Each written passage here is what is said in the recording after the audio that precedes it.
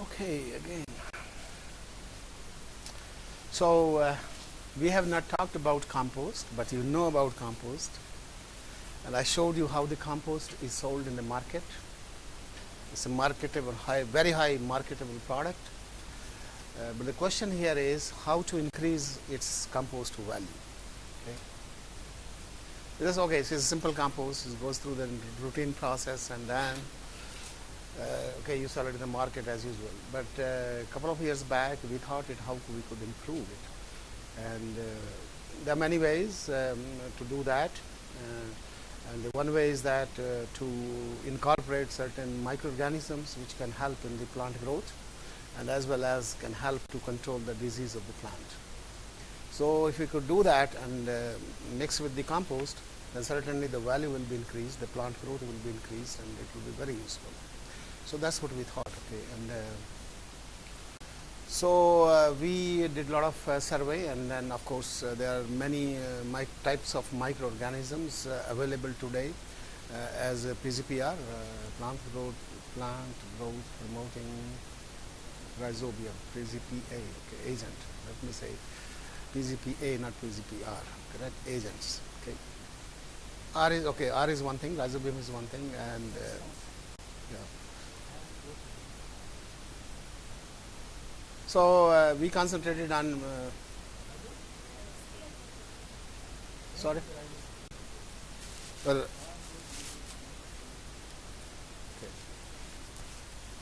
So there are a number of Bacillus strains are also available, which acts as the plant growth enhancing agent.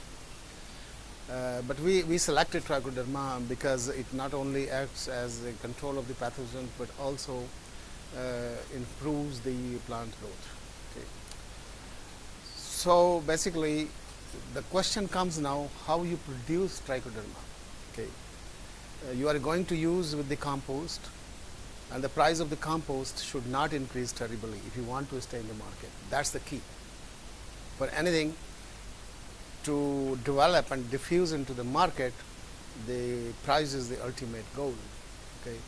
Because if, of course, you can produce Trichoderma, there are so many people are producing around the world, and you can mix it with this. So the first problem was that when you mix any type of microorganism in any type of soluble products, you need a permission of the inspectors, right? They have to go, because you just simply cannot grow something and put it in the compost and sell it. Okay. So you have to have a permission. So what the people do, they don't say that we are mixing Trichoderma. They don't say we are mixing Bacillus. So you can say it's a sort of, washing the eyes, but that's the way it is. Okay. And those microorganisms which are considered as GRAS, GRAS, generally regarded as safe. So for them there is no problem. But Bacillus strains, normally they are not treated as GRAS. Okay. So if people are mixing them, of course, because there are no consequences on the human health so far or noted. And somebody is working here on Penibacillus. Penibacillus is one of those strains. Okay. And I came this problem across when I was working on cheese whey to convert into the animal protein. And we are running the reactor of 40,000 liters. It was a commercial process, but it was running as non-sterilization with the yeast, Chloromyces, and the another yeast. And there were the two contaminants which were coming all the time, and one of them was Penibacillus. The other was Candida krusei. Okay, that's another type of yeast. And so we went to the CFIA, Canadian Food Inspecting Agency, which is responsible for control of any type of food or feed items, or these type of what we call the PGPR or PGPA. And to my surprise, they came up that no, you cannot add Penibacillus into the protein. It can form certain toxins. Oh, okay. Then okay, the argument was made, okay, no, we sterilize, the protein is dried, cells are broken, there are no live cells, anything like that. So it should be safe. The CFIA still did not accept the argument because they said no, it can form certain toxin, okay, and that can be fed to the animals or that can exist in the environment. So no permission. So it has to be free from penibacillus and also it has to be free from Candida. So same thing is here. Okay, so you have to choose certain microorganism that you can see. So you don't say that I'm adding a microorganism. You say that okay, I'm adding a soil enhancer. Now what is that soil enhancer? God knows. Unless somebody takes it out and do the typification, normally people don't do that. Okay. So that's how it is sold. Okay. So we heard that okay, we can supplement Trichoderma in the compost and we can increase the value. But before we could do that, so you have to first of all you have to think of producing it at a preferable cost. Okay, not at any cost. And once you have produced at a preferable cost, then you have to see that okay, you have to make powder, that is called the formulation, to mix with the compost, and then you have to test whether the product is having the activity or not. So basically these are the stages of to develop the process in this. Okay, and I will narrate you some story of that. Okay, one by one. So first thing is the production. Okay, let me go. Okay, start value here. Oh, okay, I'm in a certain different note here in my. What I'm speaking is not something different here. But anyway, this is because we chose to grow or produce a Trichoderma in wastewater sludge, basically to cut down short everything. And because sludge contains everything, as you know already, we have been discussing carbon, nitrogen, all other nutrients. So it's a best source. And having the disposal problem, treatment. So there are so many problems. So if you can add the value to the sludge, and that was our first project. Of course, it was not our first project on the value addition, but it was one of the projects. So and then okay, so okay, let me see here. So it's all usual. We have already discussed everything. There's nothing to tell you about. We'll talk about value addition here. Okay. So this also we have discussed. These are the steps. Because when you don't want to use a conventional raw material, so certainly there will be problems because you want to reduce the cost.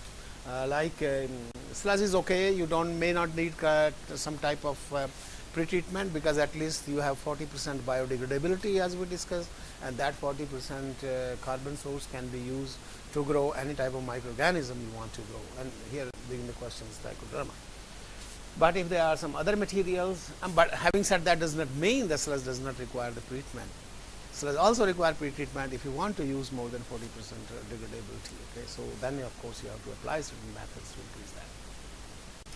So the pre-treatment methods can be just from simple sterilization to any other chemical treatment, physical treatment, mechanical treatment, and the critical treatment. Critical treatment means critical temperature and pressure. And once you have done that, and then you have to produce your product, and once you have produced your product, then you have to separate it out. And separation cost, which is called the downstreaming processing cost, which is horrendous, and that also depends on the concentration and the type of raw material used. Okay. The overall cost of the raw material in the overall product varies somewhere between 40 to 60%. So raw material is very, very important. But while considering the Trichoderma, you are growing in sludge, there is already sludge which is already composted. So basically at the end of the day you are mixing sludge with the sludge. So you have a big advantage that okay, you are not going off the track, you are not doing something else, so you are within the limits and you can do that. So that's why that was one of the reasons to choose the Trichoderma. And Trichoderma being a fungi, as I discussed just now, to degrade those toxic organic compounds, have the high machinery or the enzymatic machinery to grow in sludge, in semi-solid, or in the submerged fermentation form. Okay. Let's go with it. So this you already know, rich in nutrients, very good source for growth of microorganisms, and can serve as the raw material. So that's basically done of sustainable management. Correct? What is sustainability? We have already talked. It's not a simple treatment. Don't consider it as a waste. Consider it as a raw material or a commodity and produce out of it something. Something means energy or chemicals, and then keep on recycling. That's sustainable. That is sustainable in terms of economy, that is sustainable in terms of the greenhouse gas, and that is sustainable in terms of the climate change. Right. Just for your information, the municipal sector, which contributes to the overall greenhouse gas factors, is roughly 10%. That means 10% of the overall greenhouse gases, they originate from the municipal waste, whether it is solid waste, whether it is liquid waste, okay, or whether it is the operational problems. Because during the operation, you need a lot of petroleum fuels, either to generate electricity or otherwise. Okay. I live in Quebec province, so I have a less factor of GHG because we use electricity, and this electricity is produced by the hydro dams. Okay. As I said, okay, Canada has lots of rivers, lots of lakes, so there are lots of dams also, which produce horrendous amount of electricity.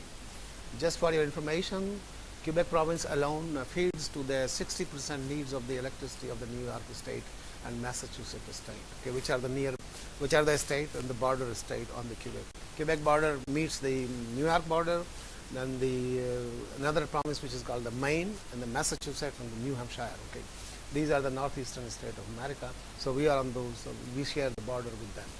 So basically, they are the grid put through from that up north 2,000 kilometers where I live, and down to Boston, which is 600 kilometers south to me. So basically, the electrical lines are laid, grid is laid about 2,600 kilometers, so supply the electricity to those states. It's the same grid, by the way, it's the same grid. If the grid fails, then half of the America will also be dark with us in Quebec province. Okay, so I mean the system is so closely networked. So basically, yeah, coming back to that, non-sustainable management of the sludge to produce chemicals or the energy and this form of energy. Major components we have already discussed, so you agree with that sludge contains, so it can be a very good source for trichoderma. Then also the question I explained you a little bit why trichoderma, okay, because trichoderma is a good source and it is known as an antagonistic agent. Also it is known to increase the plant growth capacity, but at the same time this is also the reason. The agricultural productivity and agricultural yield is continuously falling. Okay, this gives you the percentage per year. Okay, that means the decline in agriculture yield in terms of the percent. So basically, when I say that here is about roughly 3%. Okay, in developing countries, it is about 3%. Between 1967 and 1982, and then again between 82 and 94, and then 95 was forecasted to do this. Okay. So this is the developing countries where India is also included. And the world, so it's the same trend. The figures are a little bit up and down, but trend is same. And same thing, same trend in the developed world. Okay, developed countries. So basically, that's why there is a lot of strength or a lot of thrust has been placed on PGPA, that is the plant growth promoting agents. I will not call R because I don't want to get confused with rhizobium or rhizosphere. Okay, so because they are the responsible to can increase the yield of the agriculture. And by the way, in Quebec, of course, in whole Canada, we do lots of agriculture because there is lots of land. Basically, there is a law that they have to stop the farmers not to cultivate because we produce so much of surplus of food, whether it is wheat, whether it is corn, whether it is potato, or whether it is any other vegetable. There is surplus in production. Okay. But still, we have to make some foreign exchange, so we keep on exporting those commodities. But still, the government has put a barrier that no, you cannot use that. Land, or you cannot cultivate new land because there is always forest. The farmers can go also and cultivate and put down the forest, or they can take a contract from the government of the forest, put down the trees and they start cultivating. But the government says no, we don't want to produce any further wheat, or we don't want to produce any further corn, but we want to produce energy. Okay, if you say to the government, oh, I want to produce energy, so I will grow the sweet sorghum. Okay, Juari, what do you call it? Sweet sorghum. And there is a big project, so the government has released a lot of land for that. But the still project is not finalized. But coming back to these agriculture yield, So basically it is falling continuously and something has to be done, and there is a great thrust of research in this area, especially in Quebec province where I come from, and lots of people are working, lots of university people are working on this PGPA. And because I have my pilot plant, I will show you sometimes here my pilot plant, and all those people are coming to my pilot plant to perfect or to scale up their technology and to study, because they study in shake flask or maybe in small fermenters, but our pilot plant is equipped until 2,000 liters, and currently we are in the process of procuring 20,000 liter fermenter. So these people are keep on coming and paying us. It's good for us because we are making a lot of money also. So basically something has to be done, and what is something has to be done? We chose Trichoderma. What are Trichoderma? Probably you know very well. Biological control agents. Okay, biological control agents can be microbial or plant animals.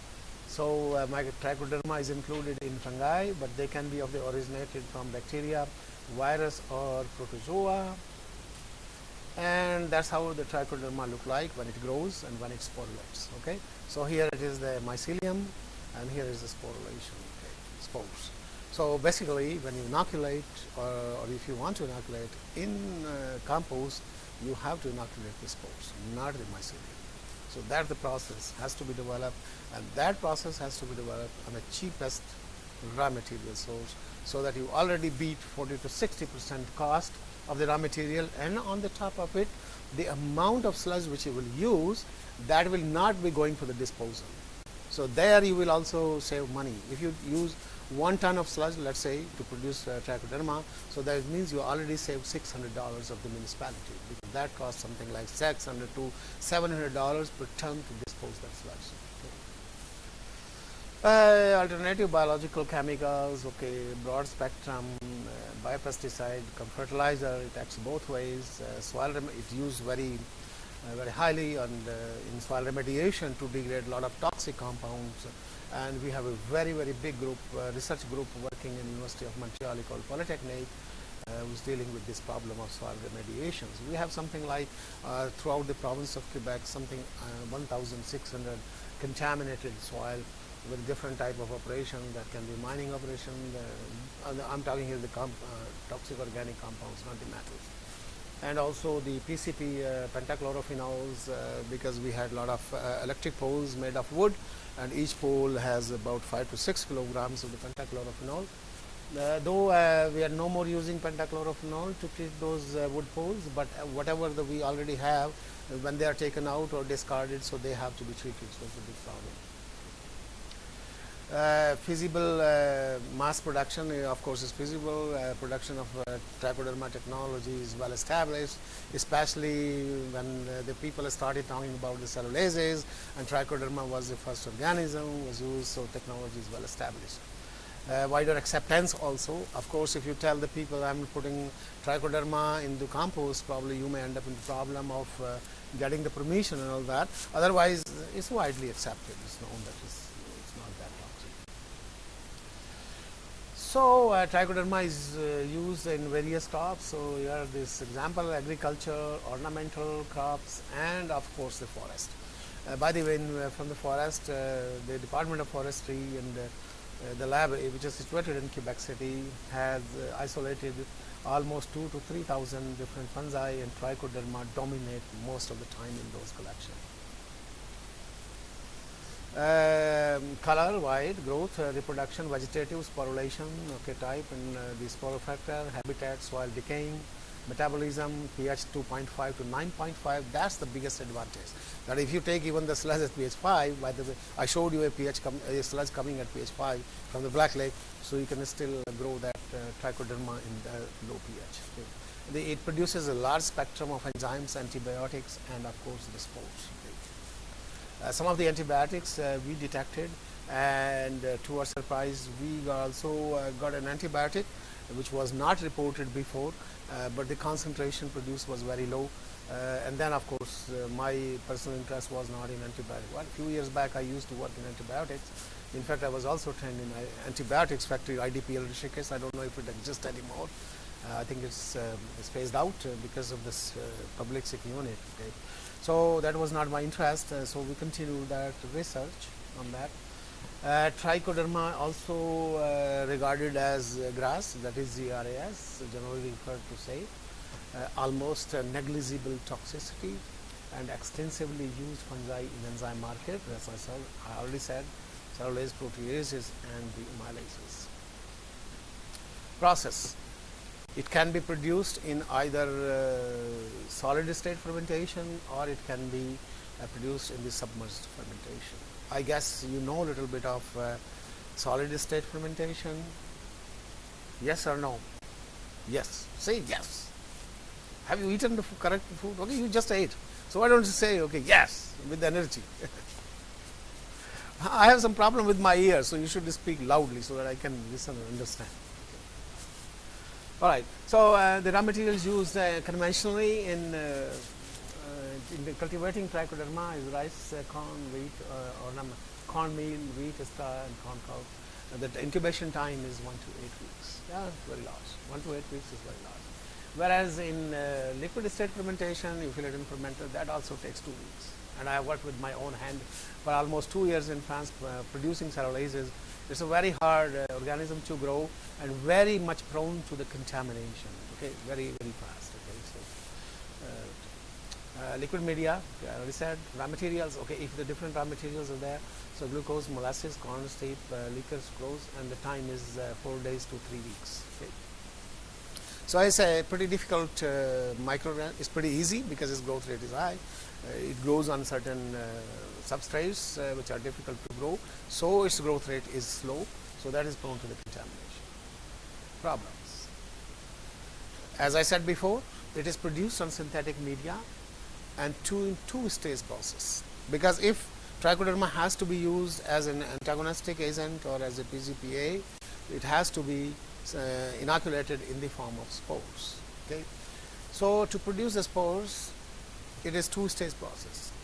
First, you grow the mycelium, and when the mycelium concentration is high, it can be any type from 10 grams per liter to 30 grams per liter. Manish, not 2 grams per liter, right? So it has to be high concentration to make the process profitable. And then in the second stage, you introduce certain conditions that the mycelium changes into spores. Okay, so this is the two-stage process. There are many agents which are used to foster the sporulation process, or you can create certain conditions with the nitrogen limitation or some other nutrient limitations, and then it will form the spores, because spore formation process comes under adverse environmental conditions of growth. Correct?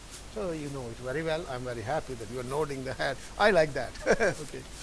And then, okay, I said the second step is the formulation to make the powder or even the liquid formulation, because okay, the problem is that okay, you have the spores, they are in water, correct? But if you cannot store them for a long time, they will be deactivated. So you have to put in certain medium, which is called the formulation. So and there are so many agents, okay, for the formulation. I will not go into the details. When you apply the product, okay, if you apply the product as such, let's say Trichoderma as an antagonistic agent. Okay, forget about mixing with the compost. So you have to have some kind of spray unit, because you will not spray it by hands, correct? So you will have to have some kind of spray units, and the spray units will have certain nozzles, correct, through which it will pass, and it will create a big spectrum of spray. Okay? And then you need a pressure to create those so-called the bubbles. Okay, not bubbles. Bubbles. No, not drops. Not the bubbles. Drops. Drop size. So you have to create certain drop size, because if the drop size is too large, then you will have a large application, okay, or you may waste the amount of your agent.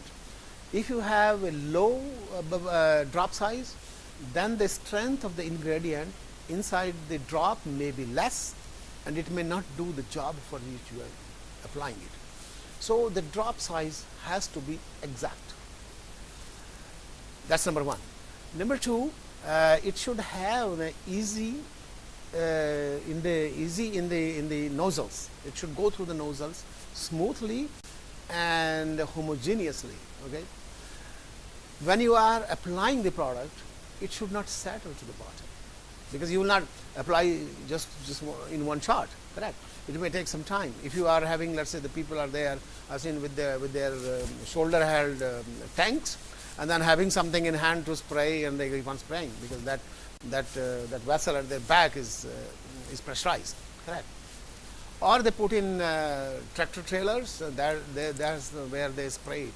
Or the modern technology that we use in Canada are the small planes. Okay, you fill in the small planes, and these planes you control, you have a remote control, and this plane goes over the field. Okay, maybe it may take 1 hour, 2 hours depending on the surface area, and then it keeps on spraying that. So basically, the first property is that it should not settle in the tank. Secondly, it should go through smoothly through the nozzles. Thirdly, the drop size must be appropriate, so that you, number one, higher drop size do not waste. Lower drop size you may waste in the other sense that the job will not be done for which you are applying the product. So these are the factors are embedded in the formulation of the product, okay, which is a second step after the fermentation process. The formulation can be liquid. So far I am talking about this liquid formulation for a spray, but the formulation can be powder also, because there are for two reasons. Sometimes you apply the powder, and sometimes the powder is required for storage, for long-term storage, right? So if you store the liquid, as I said, okay, if you store the fermented broth, the spores will be gone in a couple of days. So, but if you have to store the broth or the spores for 6 months, then what do you do? So normally what the industry like to do, they want to have a powder, because powder is a better storable form. They can store the product also for a year. Of course, nobody wants to store for a year, because that means the product is not selling, correct? So the product has to be sold within 6 months to make money. So all these properties have to be taken care, and that's a difficult part than just simply producing and saying, okay, I have the product. No, you don't have product, so you have to go for that. So these are the difficulties associated with the trichoderma. And then of course economical production, the fermentation, that's where because the whole economics in the part of the formulation as well as in the fermentation. But as I said, 40 to 60% cost is that for raw material, and of course then the further cost for the fermentation. So wastewater sludge why is not a good material? It's a very good material. We have already discussed that. Now let's see the step of production. It's the same thing. Okay, you will start from stock culture, okay, and then you go to the inoculum production. I think you know all those steps, most of you, right? Yes, yes. And then of course you transfer it, take the waste and transfer it, and then go through the fermenter, and then you recover. So that's the whole chain of the process. Okay, good. So good sludge in this flask. You see that? There's no difference in the color that the sludge you saw yesterday in the pilot plant, in the municipal water, and these colors, because this is sludge, okay, inside these flasks, okay, content to produce the trichoderma. Okay, so in submerged fermentation is the high productivity, and in the SS, in the solid state fermentation, productivity is low. But anyway, that depends on how much you want to produce. Now, the important characteristics, that growth ability of the conidia production. So here are some results on the sludge. Okay, without going into all those fine details, here are the results. Okay, and these are the representative results of growth of trichoderma in different substrates. Okay, so you see that soluble starch, which is a synthetic medium. Okay, and of course it gives you the largest yield. Okay, in the two process. Then the dewatered sludge, these triangles here. So dewatered sludge is always the lower, have a low effectivity, because during dewatering some of the cells are broken and some of the nutrients are lost in the water, supernatant water. Okay, which they yesterday you saw that they removed from the bottom. So and then they recycle back to the fermentation.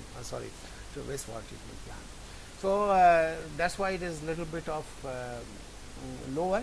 But the advantage of using the dewatered sludge, because you can store it for a long time with the same characteristics. Otherwise, the sludge keeps on changing in terms of characteristics every day. So that may change your product. And to answer that question, we have conducted long research on that. Almost one of my students worked for almost a year, picking up samples every month and then testing them, characterizing them, and testing for the growth. The change in the productivity or the product concentration is not more than plus minus 10%. Okay, that's the maximum or the minimum. So it's fairly stable, but it's still the dewatered sludge is easy to store. Pulp and paper sludge, okay, which was pre-treated. So not good because it contains less nutrients. Because normally wastewater coming out, pulp and paper industry are always devoid of nutrients, especially the nitrogen.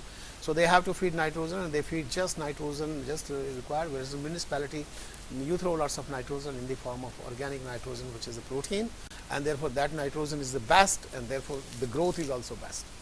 So that's why the pulp and paper sludge is not that good. Okay. Pulp and paper untreated seems to be good, very good. Here is a reverse case, because normally the treated sludge is better. But anyway, then we go to the slaughterhouse wastewater, and that's it.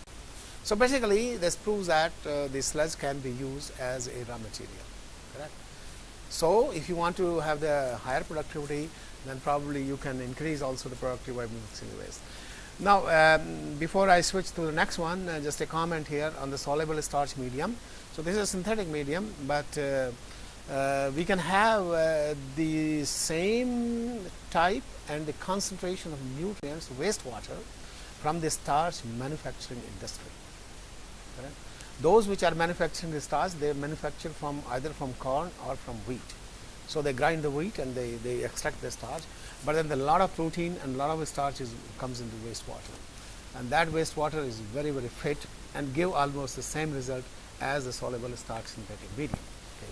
So if someone has knows industry in Delhi which is producing a starch, so you can go and jump on that and then try to grow your penibacillus or any other type of PZPA to grow in that, and you will be surprised with the type of results you will get, much better than your synthetic medium, which you might be adding a lot of peptone and yeast extract. Okay. And also, okay, try in this sludge also, it will give you very good results. Of course, I'm sure that some of you who are working on biodiesel are using that. CN ratio also very important, and increased CN ratio always helps the formation of conidia, because there is a nitrogen depletion, and that helps the formation of the spores. So this is a comparative view. Okay, here the sludge-based modified medium, and this is the conventional medium of synthetic medium. So basically, it grows, as I said, in 2 stages. So you see the total mycelium here, and then it starts forming the spores or creating the spores. Whether in the sludge, it always grows in the form of spores. You will notice the mycelium in 72 hours or 92 hours of fermentation. You will probably notice the mycelium in the first few hours, 5 or 6 hours, and after that, everything will start turning towards a spore, and somehow the spores keep on increasing until they reach the maximum level, when all the material or carbon available in the sludge is decreased or comes to a non-available situation. In terms of degradation of solids, because we shit experts or wastewater engineers always look at how much COD is degraded. Okay, so in the raw one, 56% was capable. Remember 40% rule here, so Trichoderma is quite helpful in doing that job. It degrades up to 56%.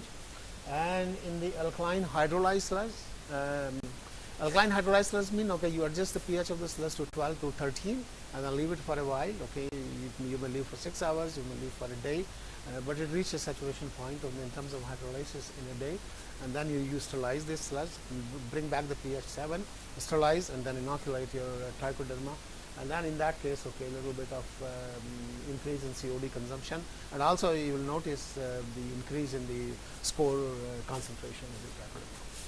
Thermal alkaline hydrolyze is the same procedure, other than before you sterilize, you don't adjust the pH, leave the pH to wherever was it, 11 or 12, and go for sterilization, and then cool it down and readjust the pH to 7, and it goes up to 6 to 9% reduction of the material. And at the same time, spores are formed. Okay, that's also very important. Okay, spores are formed. no cost. The most important factor while managing the wastewater sludge to produce value-added products, the concentration of suspended solids is very important. Okay, and also a point I want to make out here: if any one of you tomorrow try to get the sludge and want to grow it, don't get from the bottom of that filter press. Okay, get the sludge directly from that aeration tank or the sludge tank. Okay, and yesterday I saw that this sludge storage tank, he was not aerating, so basically there may be some anaerobic fermentation. So basically it will be better get the most active sludge from the tank and then decant yourself or centrifuge it out and use that sludge for the production if you want to test that. So you will see a lot of difference in that, okay, in terms of your product concentration and the growth specific growth rate. The specific growth rate will be high and the product concentration will be high. Okay. So the solids concentration is important. So as you increase the solids concentration, the product concentration increases. Why it happens? Because the nutrients are embedded in solids. They are not in the water. They are now in the solid phase. So as you are increasing the solid concentration, you are also increasing available carbon and the other available nutrients. But then there is a saturation level. Okay, that beyond 30 grams per liter for Trichoderma. Normally it is 20-25 grams per liter for the bacteria or any type of bacteria, but for Trichoderma fungi it is about 30-35 grams per liter. Okay. Now why it does not happen beyond that point? Because as I said, sludge is a very sticky material. It increases its viscosity. The viscosity increase is very high. So oxygen diffusion, air diffusion becomes a problem, and the mass transfer of other nutrients also become a problem for the microorganism or for the Trichoderma or for any other type of bacteria, whatever is there. And then also if you are operating your fermenter, you need a very high agitational speed to homogenize the system. So if you go beyond a certain concentration of solids, suspended solids, then you will face those problems. And in this case, the concentration is roughly 30 grams per liter. Correct. And here you see that in treated sludge, okay, you see that thermal alkaline hydrolyzed, just talked about alkaline hydrolyzed, alkaline and non-hydrolyzed. So thermal alkaline hydrolyzed sludge gives the maximum concentration of the contd or this flow. And this is a rule of the farm. Another point I want to make it also that those who may want to try this and replace their synthetic material with this raw material, wash your sludge. Okay, wash one time, or even if you don't want to wash, centrifuge it and then suspend the solids in the fresh water. Okay, and that will have a horrendous impact on your growth rate as well as the product concentration. I may have some results in the biodiesel lecture, probably I will give you that idea. But even for the Trichoderma, if you wash the sludge, of course it will add to certain cost, because you see in lab, as I said always, and I'm repeating it again and again, you can do anything in the lab, but when it goes to the real nuts and bolts of the production, then everything matters. Even every single small thing matters. Okay. So if you are introducing this washing steps, that means it may be an additional cost. It may be probably centrifuge cost, which is very high cost. You don't want to purchase, but in the wastewater treatment plant you have those centrifuges if you are producing there. But if you are producing in a standalone plant, what is called not the integrated but that means you are constructing your own plant, so you may have quite a bit of expensive there. So one has to see the economic consideration whether that is feasible or not, or just simply go for the directly for the sludge. Now what happens in the washing? What you remove in the washing? You remove all those inert sticking material onto the sludge particles. Okay, so that washes off, and you are left mostly with the biomass, which is the the enzymes are of course the Trichoderma has high capability of synthesizing enzyme.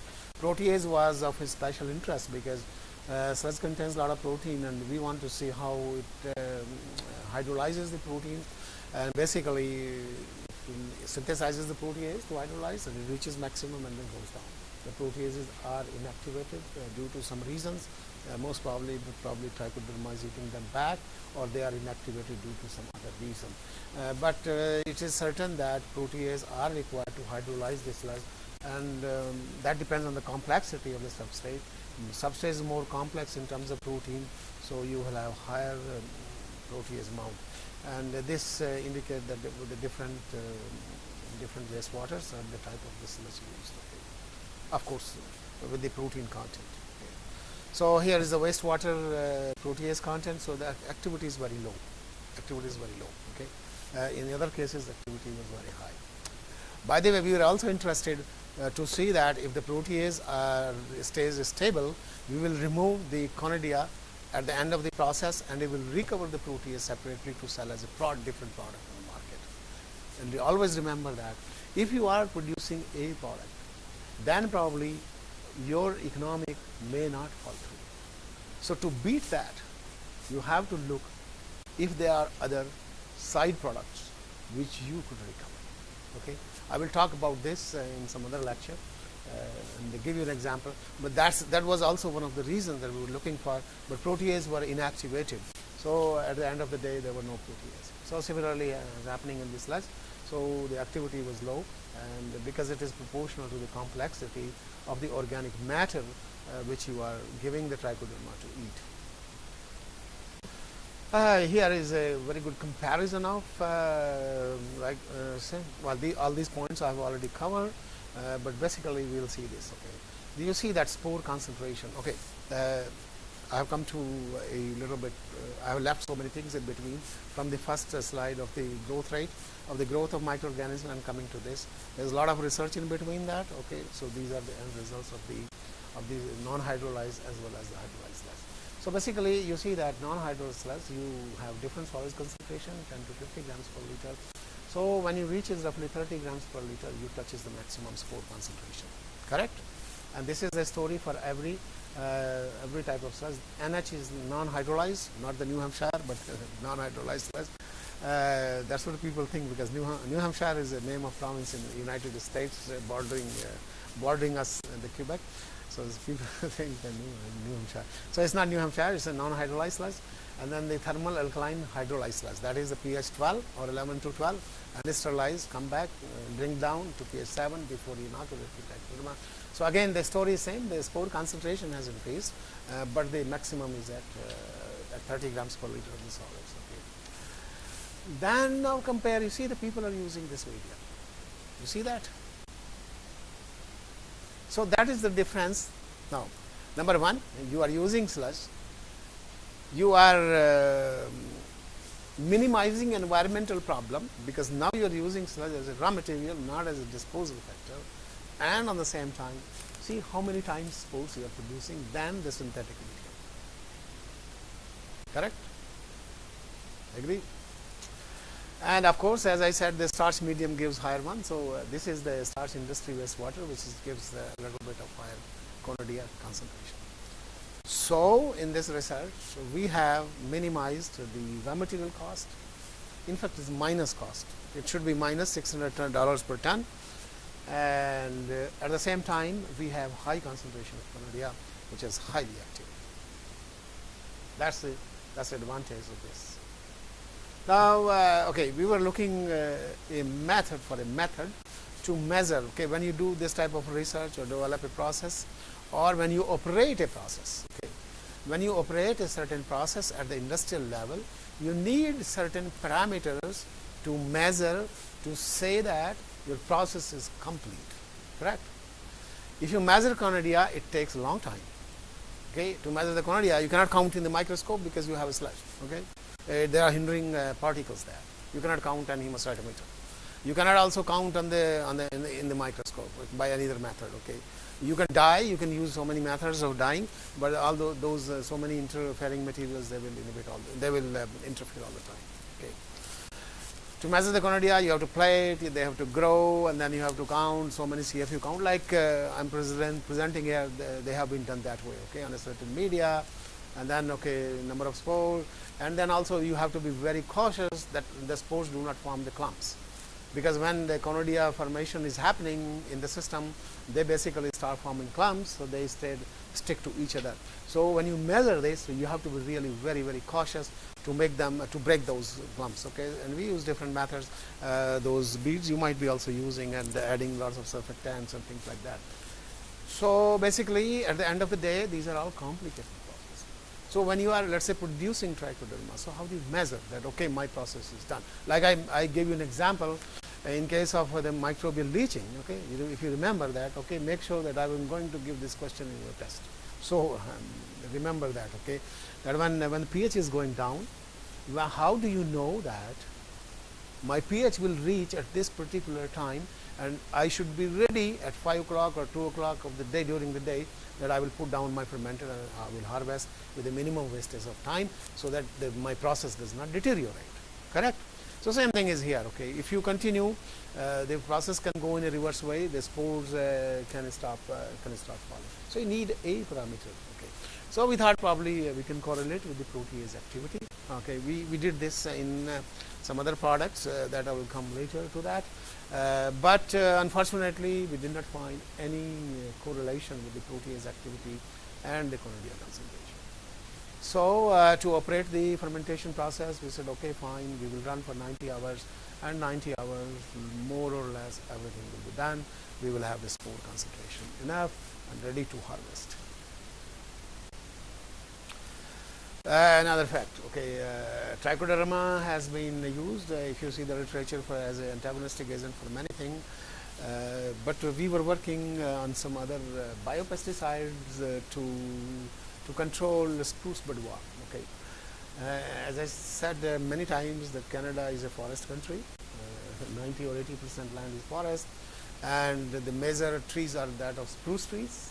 I hope you have seen you have seen spruce trees. None of you have seen the spruce trees. Oh, okay, probably I will show you. I'll show you in one of my slides when I'm talking about this.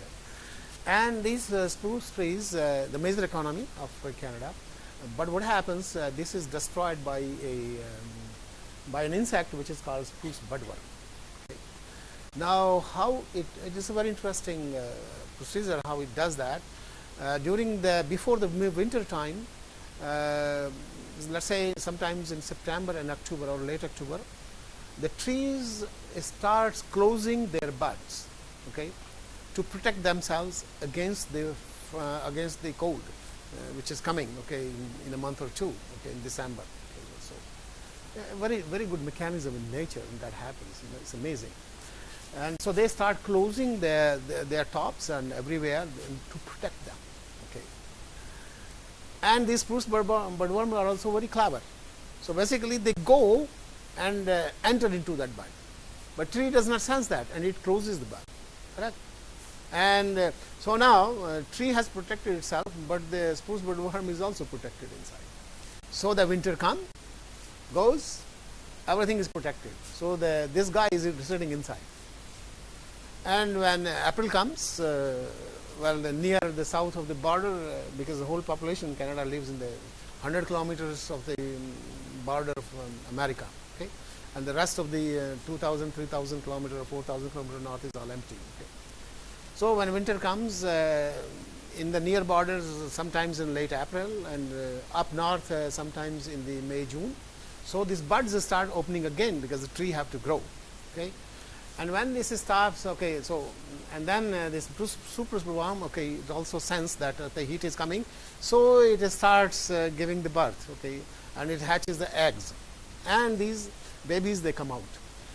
As the babies come out, the new leaves also comes out on the tree at the same time, so it becomes a very good food for these babies. Okay, and they just start eating those the newly coming leaves because they are very soft. And ultimately, this process happens for 2 or 3 years, and ultimately the tree dies. Okay.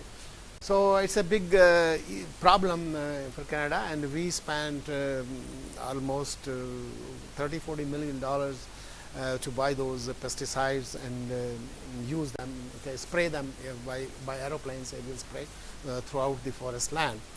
And when we were working on Trichoderma, so we thought, let's see, okay, if it can act also against the spruce budworm as an antimitoxicity agent. Okay. And that's the result here.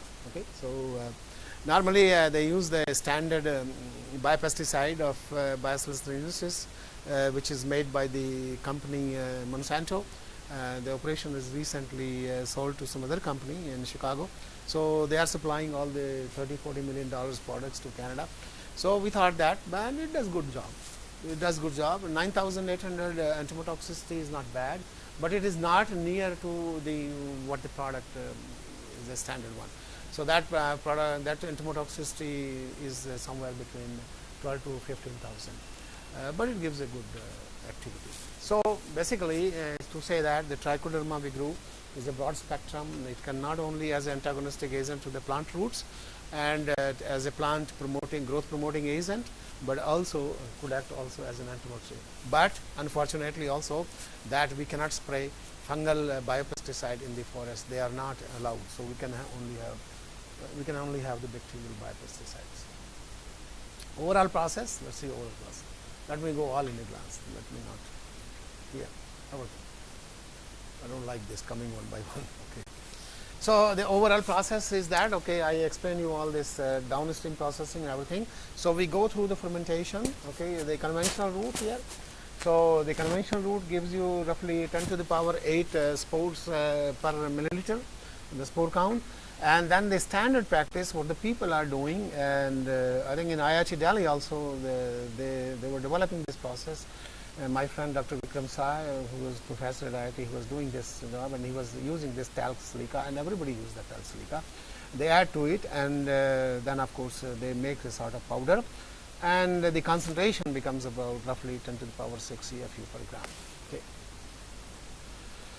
And then it goes further down if you want to further concentrate it or something. Okay, so that may go the concentration up to 10 to the power 7 to 10 to the power 11 CFU per gram. The field, okay, the concentration which is required of the spores is in the range of 10 to the power 7 to the 10 to the power 13 spores per hectare. Okay. Now in our alternate route here, the green one here, so we go alternate route here. So we get, instead of 10 to the power 8, we get 10 to the power 7 to 10 to the power 11 CFU per ml, depending on what type of sludge you use, what type of pre-treatment you are using. Okay. Based on that, that can vary, but you can get consistently 10 to the power 9 CFU per ml or higher. Now, so instead of adding talc, you don't add talc, you add the dewatered sludge. Right, like the guy was telling you yesterday that he filtered it out and people take it, so you get that sludge and into water, and that make you solid. Okay, so you don't need to look for another material to do it. Okay. Or what you can do, okay, you can dry the sludge. That's a perfect, and during the drying you will also remove the pathogens, and then you can mix it and you can prepare the powder. So easy. We have done that.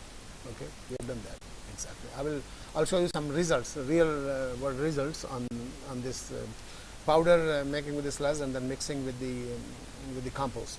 Okay. And then, okay, of course, then the moderate drying is required, and then finally you can get that value of the spores required.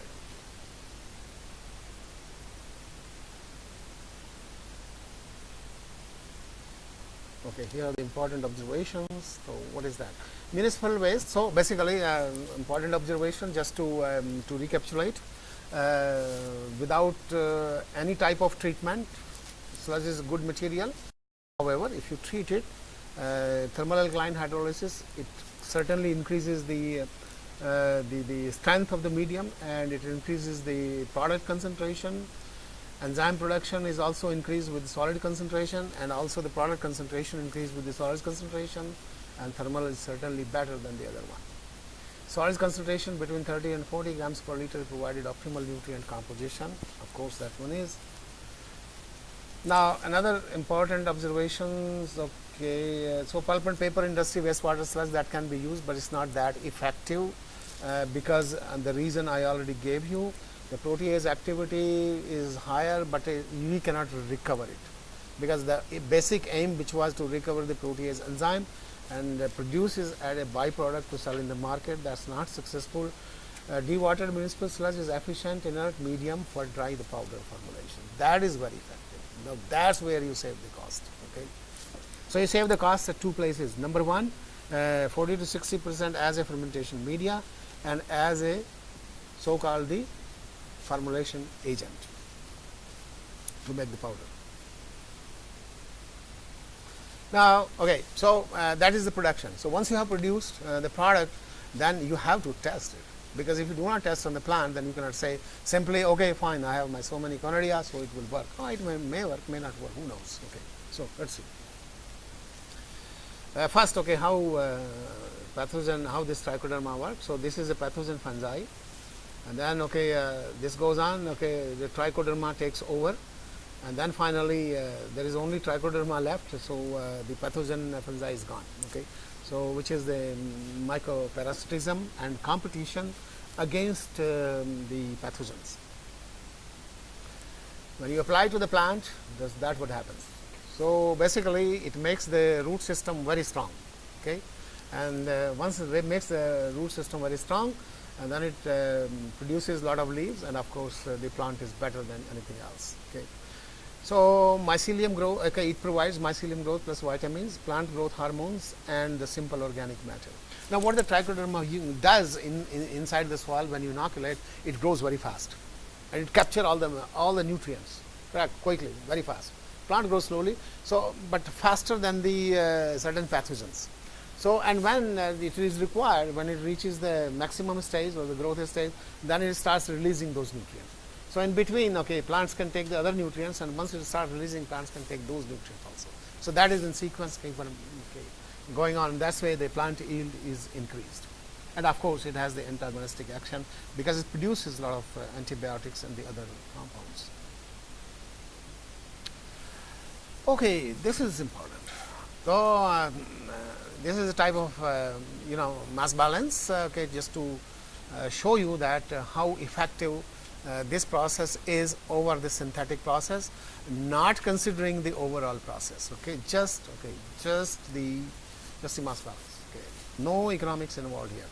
So, Trichoderma or the Beauveria bassiana. Beauveria bassiana is another this agent, PGPA, which has been or which is being used in Quebec at very drastically, even in a quantity larger than Trichoderma.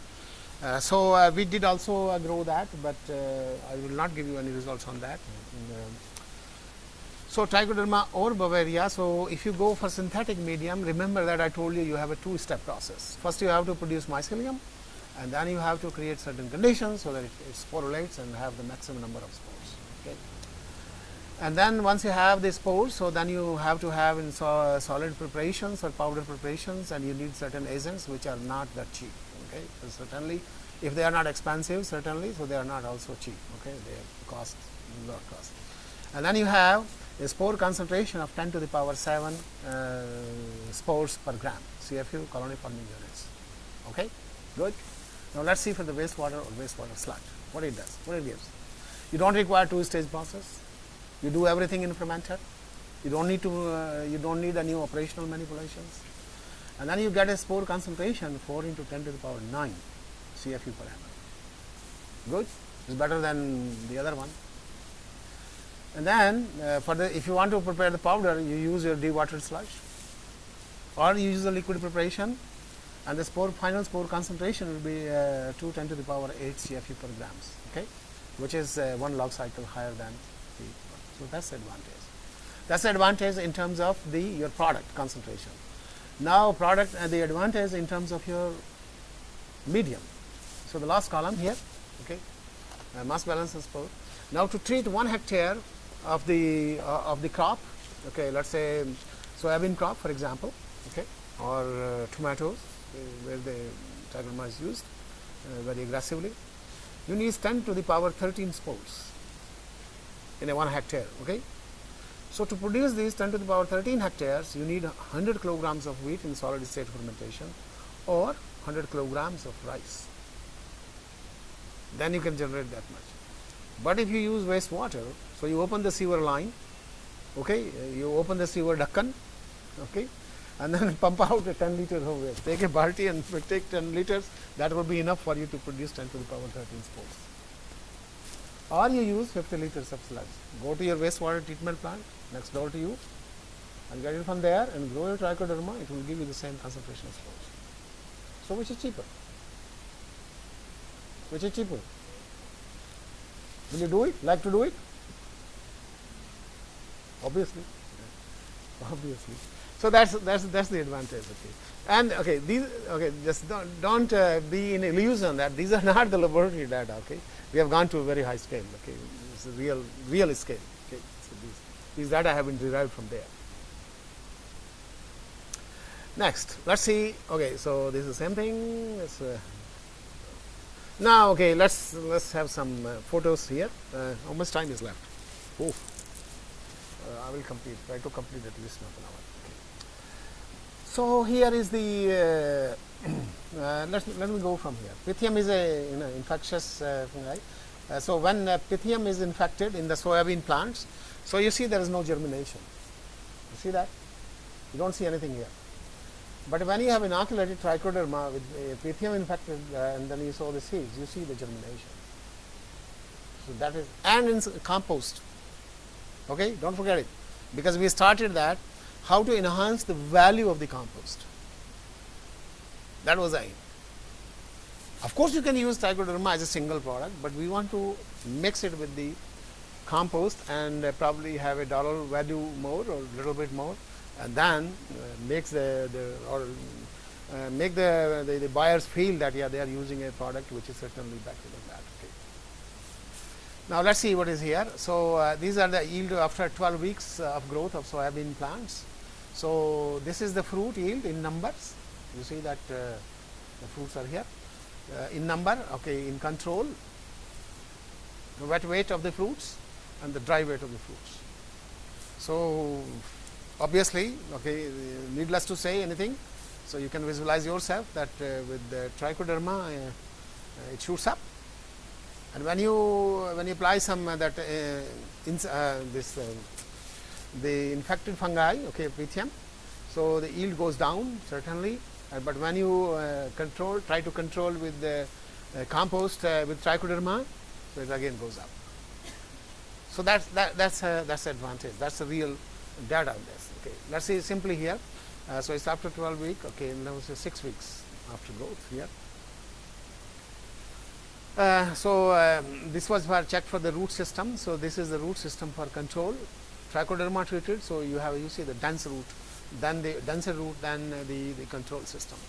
And this was all done in our lab, correct? We have very good incubator system there. This. So when you infect it with Pythium, so you can see yourself there are almost no roots. And when you infect Pythium along with Trichoderma, so Trichoderma takes over very fast and it does not let go of the system. Okay, so that's what it is.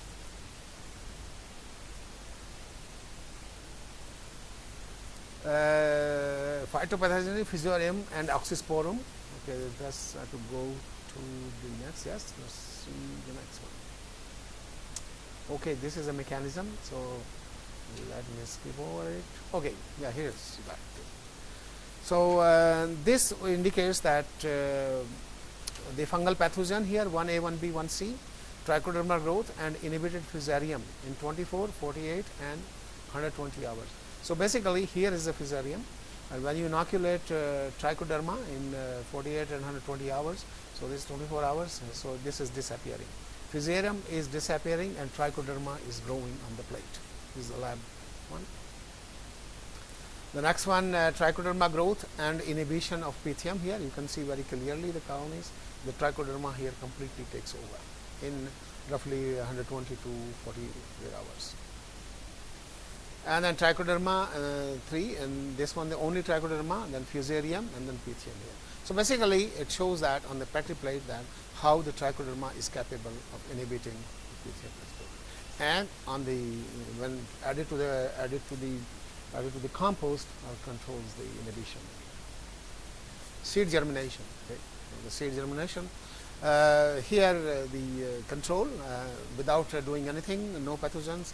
So the seed they germinate by themselves, and here they germinate in presence of Trichoderma. So they are better, dense, dark. Pythium inoculated, so they get disrupted completely. Okay, and when Fusarium inoculated, also they get completely disrupted.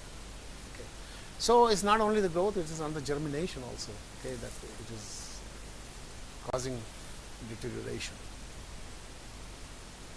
Okay, germination history in terms of total, the control during the 10 days. So the control is here. Almost all 8 to 9 are germinated in 10 days. These circles here, and this one is with Trichoderma. So when you do the trichoderma, all the 9 or 10, yeah, roughly 10, all of them they germinated. Sorry. Now here pythium, pythium is here. So basically it's only 5 to 6 seeds germinated, and fusarium still goes down. And this one is oh no, pythium. Where is the dark circle? I don't see the circle here. What is this? This is a circle, pythium, right? So anyway, so when you add the trichoderma with pythium, so it goes up again, and similarly in the form of with the fusarium also. So I mean the conclusion is that okay, that when you inoculate trichoderma in the form of compost, it is working very well in terms of germination and in terms of the plant growth. The few examples of the growth. ABC, they are all here on the 10th day emergence. These are all experiments have been done on soybean because we are a major producer of the soya, and we have that major problem in Canada. So 10th day effect on emerging rates and effect on the treatment on the root system here, number 1, and number 2 of the plants on the same day is the control here. B is the trichoderma applied, so a little bit better certainly. C dips because of the infection. D again fusarium plus trichoderma, so it improves, and then this goes almost empty, and then okay, trichoderma, so it again comes out. So same story here. So basically each and every case trichoderma is always helping, not as a pure but in the form of compost. The same story, 1 is the control, 2 is the trichoderma applied, so certainly you see the better or more leaves. Number 3 goes again down with the fusarium, so leaves are less than the number 1, the control here. Fusarium plus trichoderma and pythium plus applied, okay, so basically the same story here. So again it proves that okay, in terms of the growth, germinations, growth, root system, plant growth, leaves, stems, weight, everything is improved. Fruits, so again the same story here, but here are the data for nodulation index. So trichoderma when inoculated, so basically it doesn't improve the nodulation, but certainly it helps not to infect by fusarium, and then from 15 it increases the nodulation to 16.5 nodulation index, and from 2 to 12. So basically then it helps the nodulation, but it also stops the growth of these inhibitors. Height of the plants after 6 weeks, so in the last column, so you see that trichoderma is the best one, correct, and fusarium certainly decreases, pythium decreases, and when you apply with this, so it certainly improves to a very large extent, more than 100%.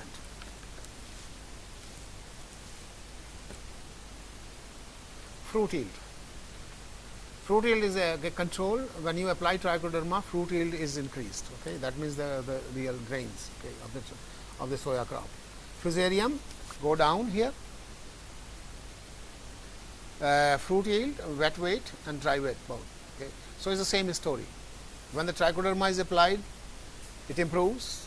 When trichoderma is not employed, the fusarium of pythium can destroy the crops. And it is happening, okay, it is happening in practice in Canada, because we are losing a lot of crops because of that. Biomass yield in terms of the dry weight, again the same story. Okay, control less than trichoderma applied, less in fusarium, still less in pythium, and the trichoderma plus fusarium again increases, and trichoderma and pythium again increases. So basically everywhere it is showing very good results everywhere. The last one, here are the infected leaves, the pythium infected, and so basically, so when you have a control or trichoderma, so you see those spots are not observed on the plants. I think I will stop here today. I am 20 minutes in advance.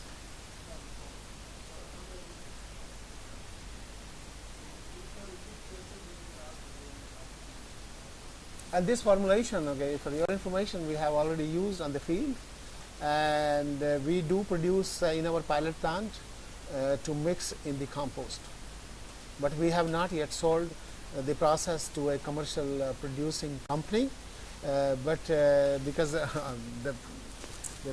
it's not because the technology is not perfect, it's because we are engaged in some other technology to transfer, and we want to transfer that, so we are putting our 100% efforts on that.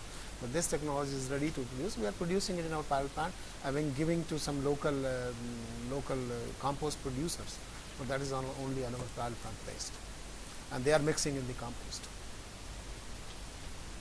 The price increase, 50 cents per bag, not much. That means half a dollar. To bring the same concentration, okay, as I mentioned, per hectare, if you apply it to the crop.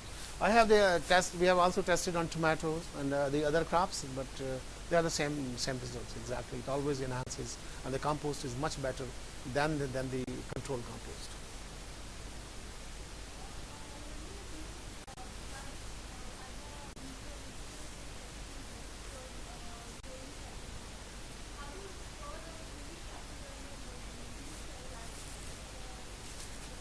Yeah, that's what I showed. Yeah, there's a sterilization step. Okay. Yeah, no. Pre-treatment. Okay. Pre-treatment is combined with the sterilization or pre-treatment before the sterilization. So it can be anything. Okay. So I presented here two ways.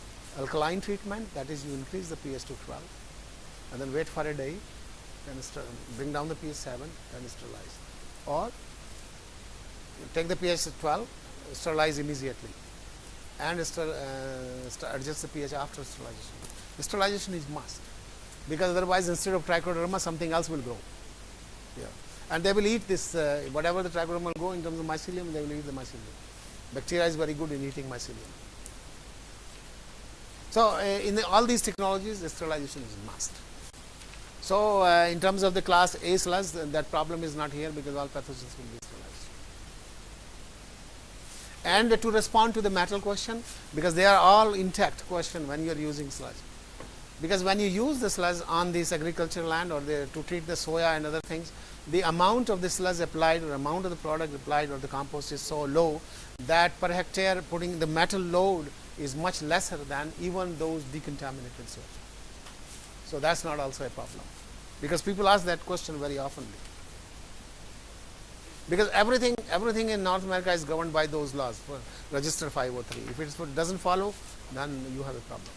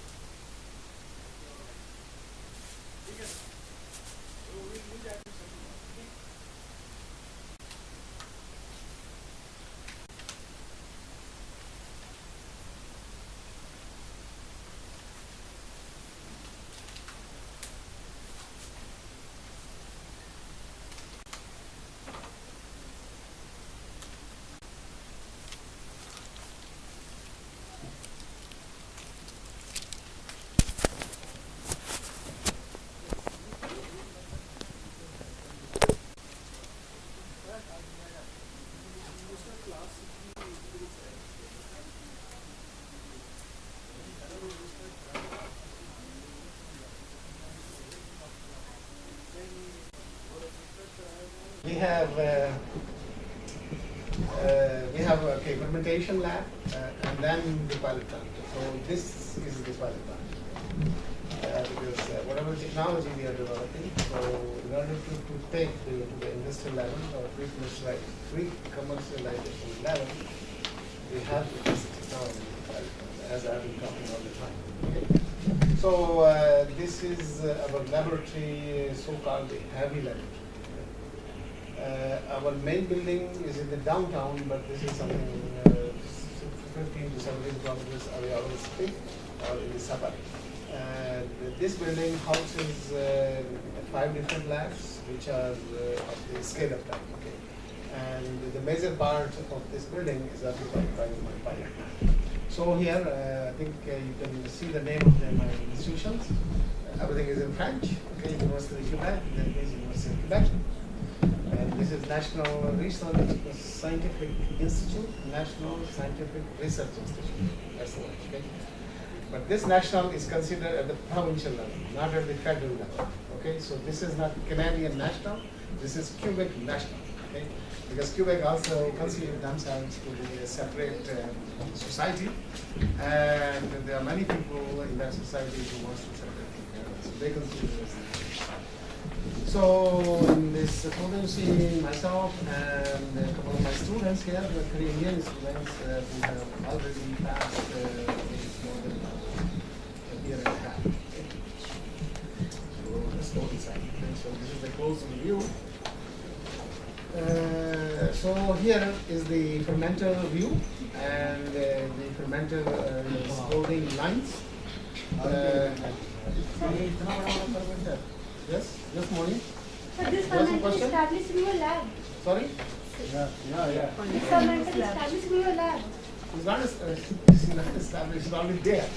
Wow. It's already there and this It's already there. So बिल्कुल industry का It's just like the industry, sir. It's a pilot plant. Okay, it's a pilot We plant. call it pilot plant. It is pilot plant, okay?